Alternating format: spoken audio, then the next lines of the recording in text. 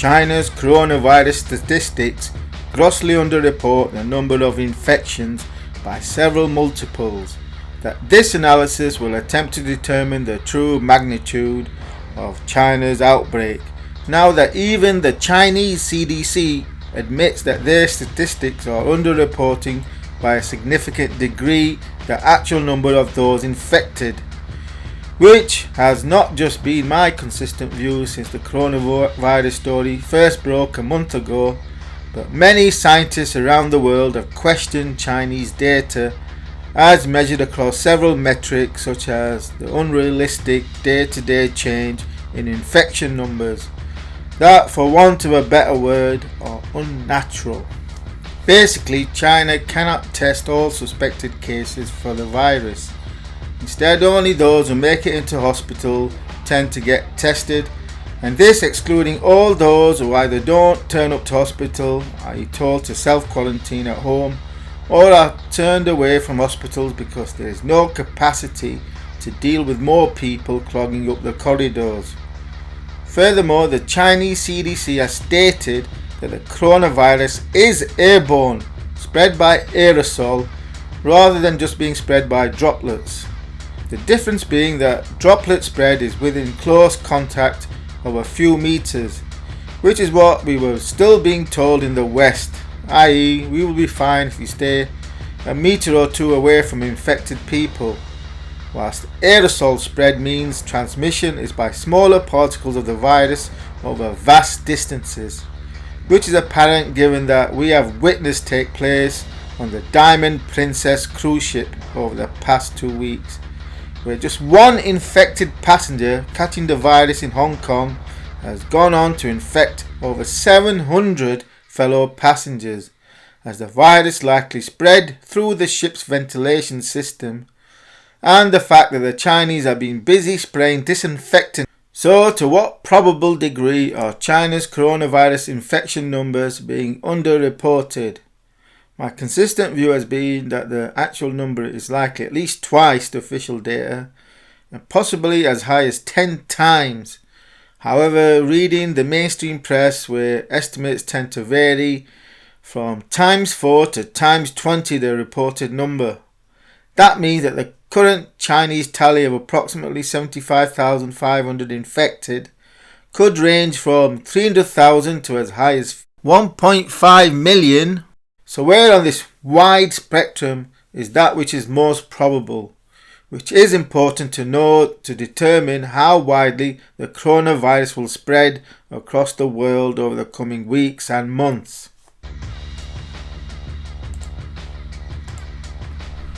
Taking the breakdown of actual reported cases, then 80% of infections were mild, and 15% severely ill, 5% critically ill, resulting in a case fatality rate of 2.3%.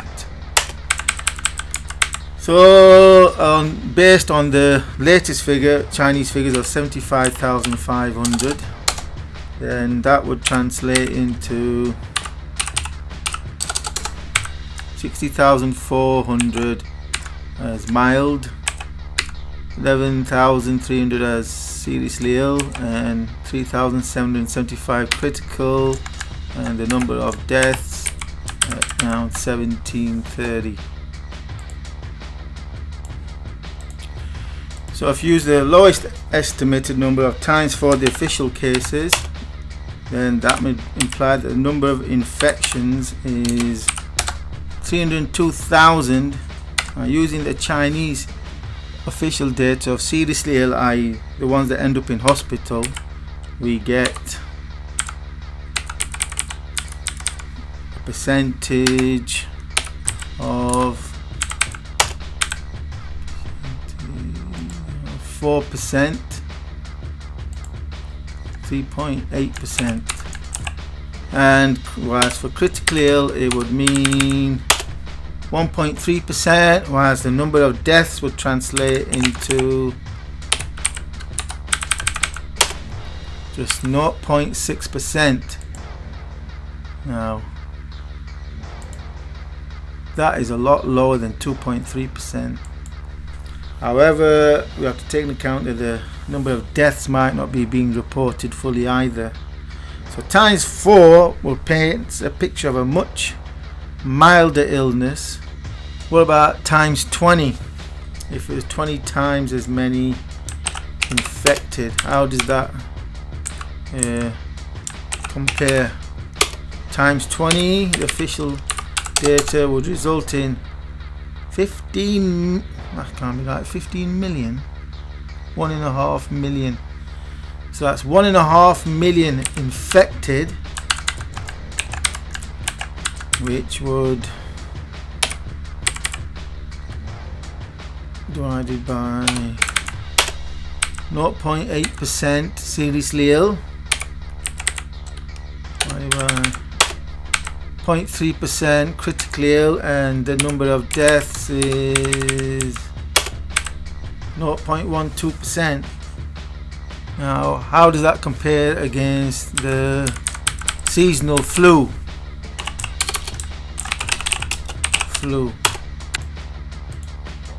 So China has effectively put 150 million people under quarantine. So that's the population pool, of which annually between 10 and 20% of the world's population gets flu, depending on which strain is dominant.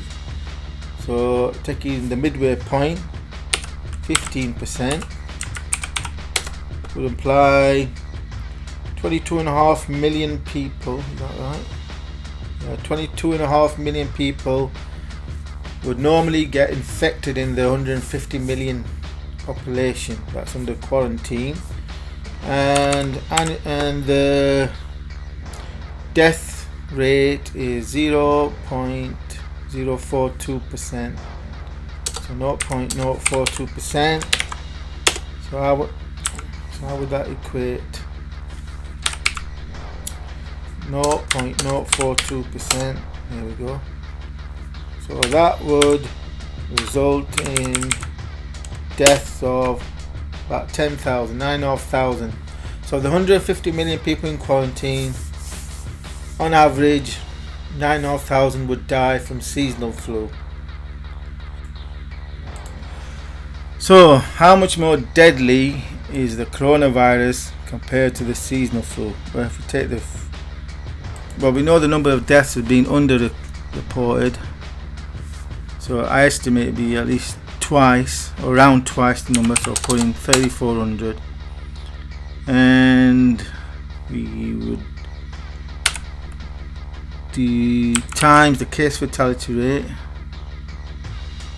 by population pool. That will result in 1 million deaths. That isn't. So you can take the official data definitely with a pinch of salt. So if it spread as much as the seasonal flu did and resulting in 22.5 million infections, and 1 million would be dead. That's not going to happen. That illustrates why the official data is garbage. What if it's times 4? If they're underreporting by 4 times? Well, then again, you take the case fatality rate based on probable number of deaths of 3,400 and times that by 22.5 million, we get, that's still a high number. 250,000. Could 250,000 people die? Well,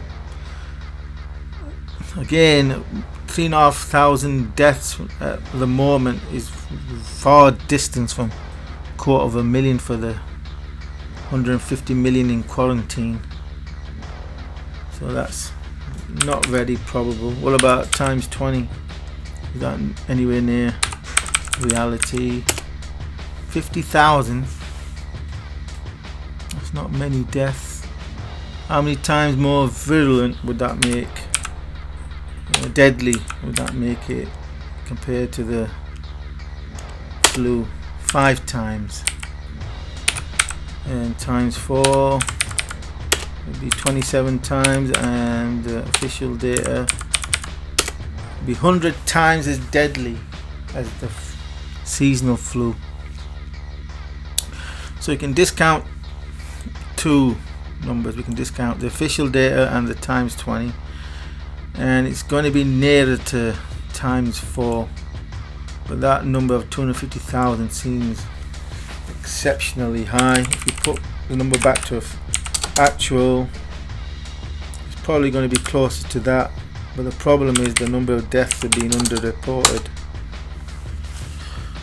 So it looks like the actual number of infected at this point in time is higher than 300,000, because that estimated death on 150 million quarantine is too high compared to what we actually consider the number of people who have died. I don't think it's going to get anywhere near that, so it's going to be a lower case fatality rate than 1.13%. What about times? Try times 8 or times 7. Let's try times 7. That will give us 500,000 infected with the virus. Is that probable? After 150 million, 500,000 infected, and it would result in a seriously ill 2.1%, critically ill, up in there, critically ill 0.7%, and case fatality rate of 0.64%. That would translate into 144,000 deaths. That seems high as well. What about times 6?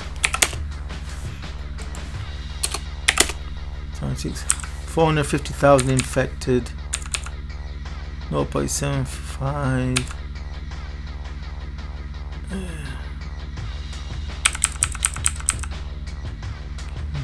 Times 8. See, but then the number of infected goes too high. 600,000 infected. It's proving difficult to estimate this. And the number of people who would die would be 126, or 13 times the flu. Let's go back to the number times 7.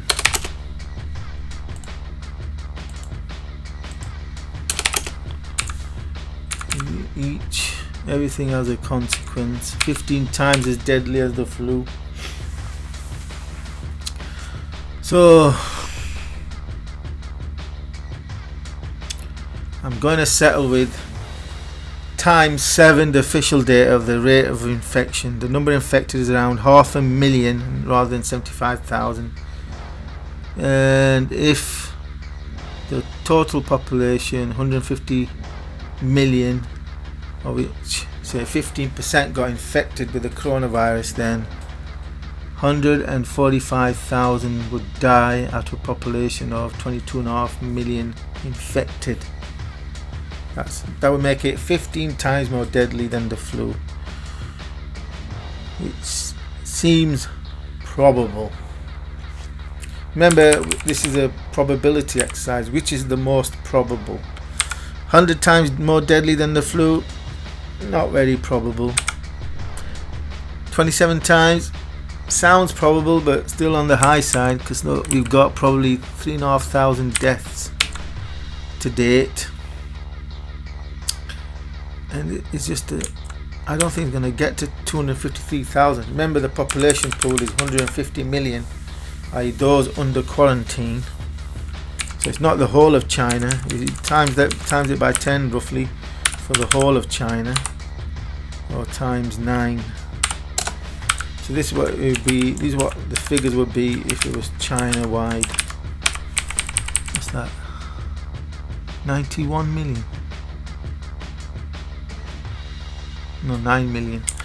So it'd be 9 million based on official data. That if the whole of China was, if the virus spread and 15% of the whole of China became infected, 9 million would die under official data. which is actually 2.3%, because they're underreporting the number of deaths. So 9 million were down to official data. Under times 4 underreporting, it will be 2 million. Possible. Times 20 will be 500,000, and which is not much difference. Then about 5 times more than what flu would kill, which is about 85,000. It seems low.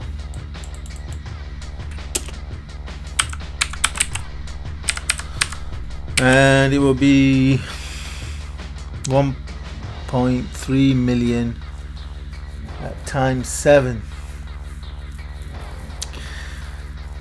Yep, it might not be what actually turns out, but times 7 seems the most probable. 7 times as infected as the official data, and deaths roughly double the official data. So that's what I'm going to go forward with in my analysis and graphs and projections of what to expect for the rest of the world. Is times 7 Chinese data, whilst Western data will be more accurate, at least in the initial stages of outbreaks. But later on they'll lose their accuracy as more people are missed in the recording. They don't turn up to hospitals. They don't want to get infected. If they have a mild sickness, they won't even know they got coronavirus. So I'm settling with times 7 the official data, Chinese data of infections, and times 2 deaths. And we'll see if I need to adjust it further if other countries with large outbreaks, such as in Africa, they'll have to take account there under reporting as well. They're probably more than times 7, maybe times 10, because many of the countries don't even have a facility to test for the virus, which is why they don't have any cases, because they can't test for it. Same with South America. So for now I'm settling with times 7, and we'll adjust it accordingly depending on what transpires. But it's a warning that says you're going to have a lot more outbreaks, because 75,000 is not the number infected, it's closer to 500,000, and that is a large pool of infected people who will spread it to neighbouring countries and elsewhere around the world.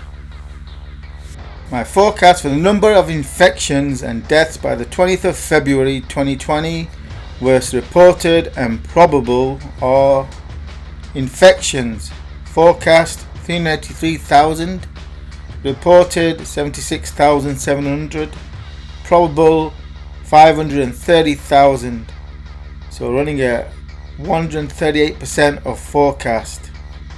Deaths forecast 10,735, reported 2247, probable 4494, so running at 42% of forecast. Were this trend to continue into the end of February, then the number of infected would total 1.38 million, whilst the number of deaths would total 11,720. So the latest data implies a wider so my forecast remains for the virus to infect over 1 million actual people by the end of February, just that the case fatality rate is far lower than the reported 2.3%, i.e. it'll end up at around 0.64%. So less people will die, but the virus is still about 15 times more deadly than the seasonal flu. So definitely not to get complacent about. Similarly, my forecast for the UK remains intact to target a trend towards 5,000 infections by the end of March 2020, which will likely result in over 1,000 hospitalizations and some 90 deaths. So it's highly likely that UK schools will mostly be closed by around from 10th March onwards, so early Easter holidays. The bottom line is that China, through its extreme efforts to control the spread of the virus, has succeeded in buying the world time, maybe 2 to 3 weeks, which has slowed the progression of the virus across the world. However, the failure of the virus to spread appears to have lulled many into a false sense of security, especially if one focuses just on the China's official statistics. Therefore, I still expect widespread outbreaks across the world, the most recent being Iran, where 5 were infected and 2 have died, and likely medical staff have been infected. Where if the virus spread is in line with the seasonal flu, i.e. to infect around 15% of the world's population, then a case fatality rate of 0.64% could result in as many as 7.5 million deaths. So we are still definitely in the calm before the coronavirus storm stage.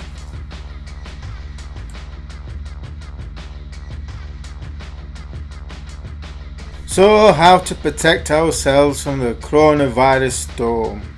Firstly, wash your hands. Wash frequently, because there's a good chance we are going to come into contact with the virus at some point. So the frequency at which one washes one's hands could be critical to whether we get the virus or not, i.e. buys us time for the next year when the vaccine will be out. There'll be virus particles all over the place, on doors, handles, chairs, tables, and various other objects. Buttons such as lift buttons, cash machines, chip and pins, and currency. So the number one thing to do is to get used to washing your hands more frequently and avoid touching your face and mouth. What about gloves? Well, they're pretty much useless, since you've got to take the gloves off and wash your hands anyway. That and everything you touch will be contaminated, so offers a false sense of security. The main thing is to wash your hands frequently and properly. Secondly, wear a mask when going out, both to protect oneself and others if you're already infected. Some masks offer more protection than others, as most of the surgical masks that you see people wearing in Asian countries have gaps at the sides and easily become moist, and thus will attract viral particles rather than offer protection. And then you have to dispose of the masks used and to wash your hands after disposing of the masks.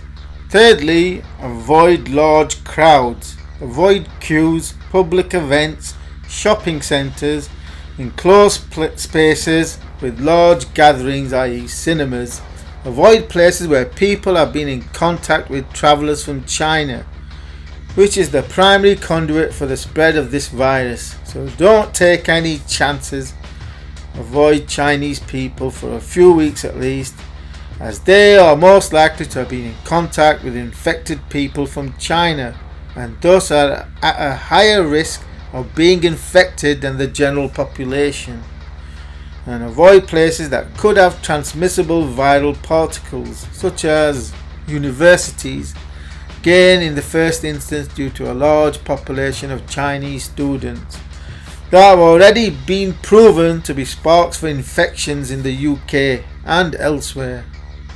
Avoid using public toilets, and of course avoid hospitals that, as was the case in Wuhan, are likely to be hotspots for the transmission of viral particles, as again has happened in the UK recently, when an infected Chinese national turned up to A&E, then potentially went on to infect members of staff and patients. So avoid hospitals, avoid taking taxis and other public transport, and of course avoid airports and airplanes. Basically avoid enclosed spaces.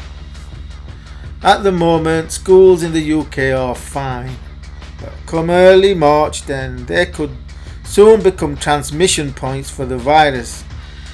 That schools and colleges that will soon follow universities in being hotspots for transmission.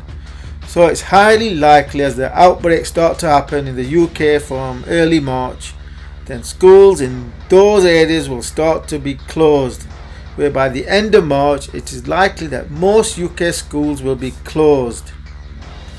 And of course that would be good timing because it'll be the Easter holiday, so that the timing will be in line with Easter holidays, which may be then extended for the whole of April. So the holidays might begin a week earlier and end a week later. So factor that into your timing of what to expect during March and April. And at some point we are going to have to stop going to work as soon as the virus starts to spread amongst the workforce.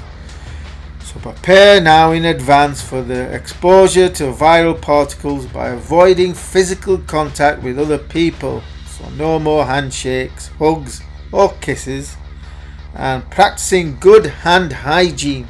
Definitely avoid people who look ill, i.e. they're coughing and sneezing. Fourthly, when going home, disinfect your jacket and shoes so that you don't introduce viral particles into your home. And don't forget to periodically wipe your smartphones and then wash your hands afterwards. Wipe down surfaces and all handles with disinfectant, such as car door handles, house doors, wherever hands may have been in contact with. Fifthly, boost your immune system. At this time of year, lack of sun means that most people are going to be deficient in vitamin D. So taking a vitamin D supplement will help boost your immune system. Better still would be a good multivitamin, not the cheap ones, but a good one that say has at least 10 IU of vitamin D and 50 milligrams of vitamin C amongst others. Beyond that, eat plenty of fresh fruit and vegetables for vitamins and minerals in their natural form, especially citrus fruits for vitamin C, nuts for vitamin E and good fatty acids, as they and vitamin B6 rich foods such as chicken, salmon and tuna, from which vitamins will be better absorbed than from supplements. Exercise regularly to keep your cardiovascular system healthy. Whilst it may be a bit late to lose some excess weight, still you should try and shed some pounds. If nothing else, you'll be in better shape for summer. And if you smoke, well, now really is the time to quit. Data out of China suggests smokers are at the highest risk of becoming seriously ill with coronavirus. So we have perhaps a dozen days to practice and prepare ourselves for the coming coronavirus storm. Practice and share this information with your family and friends, and hopefully we'll make it through to the other side of this pandemic, as it is expected to start to peter out as soon as temperatures rise. So hopefully we'll have passed its peak early May. Stay safe and keep well. Go the big one. To not get virus. 59p, that's cheap. And 200. Get more. How many? Only 59p will stop the virus. Vitamin C. Holding a lot. Big ones there. Let's get the big one over there. Come on, Liza.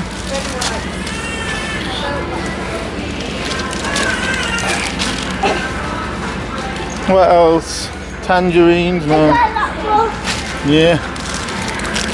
One. Yeah, get them. Only 59p. That is cheap though. I can Less than half price. I can catch 20. What else shall we get? Stop the virus. Lemons. Oh look, that one's infected with something. Get. What's that? This one. This one get. More oranges. Even more oranges. Take all the oranges. Go on then. Put it in. Okay. Yeah. That's it. Put it in. Put it in the trolley then. Okay. One more, but you let me. Guys. Plenty of oranges.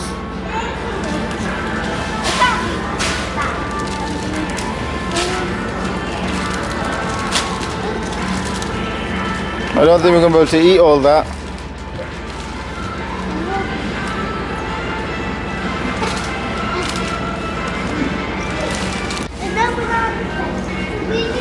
Potassium in bananas. None left. Nuts are good to stop to get a virus. Yeah, Look nuts. at 5 nuts. Wow. Lots of nutrition in nuts, fatty acids. Hey. 2 for 150, that's cheap. There's not much in them. What's in it? How many? 55 grams, that's nothing. Put them back. 55 grams, that's 150 for 110 grams. It's not cheap. Even though they're half price, they're not cheap, but at least they'll help stop getting the coronavirus. Which nuts do you want? Liza? Which nuts do you want? To stop getting the virus. Ooh, popcorn. Oh, mixed nuts. These might be cheap, there's a lot of volume in them.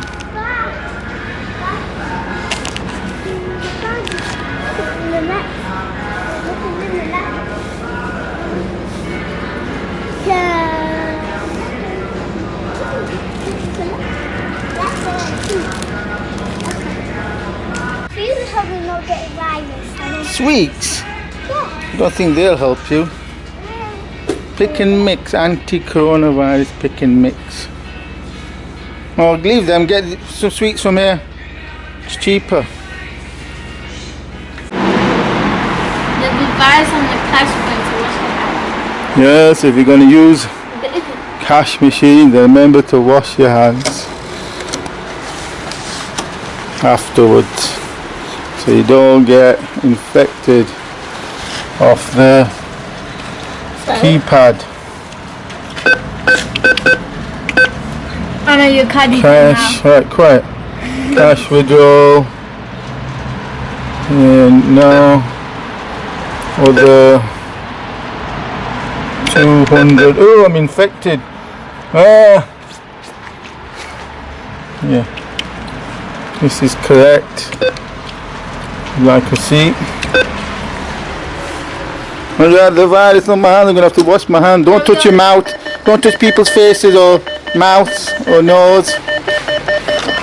Otherwise you'll get infected. So where's my money then? Oh yeah, the money's gonna be infected as well. You're gonna have to wash your money. So all this money's gonna have virus on it. Yeah. Now you're infected. You're all infected now. The money's got coronavirus on it. No, I'm not touching that money. I'm not touching that money. It's got coronavirus all over it. What are you doing? You're infected. You have to wash the money first. You have to wash it before you can use it, you stupid.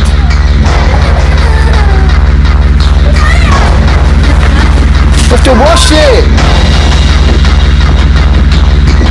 Good hand hygiene to prevent getting the coronavirus. Remember to wash the money before you use it, and wash your hand and don't touch your face. Yes. She's painting it.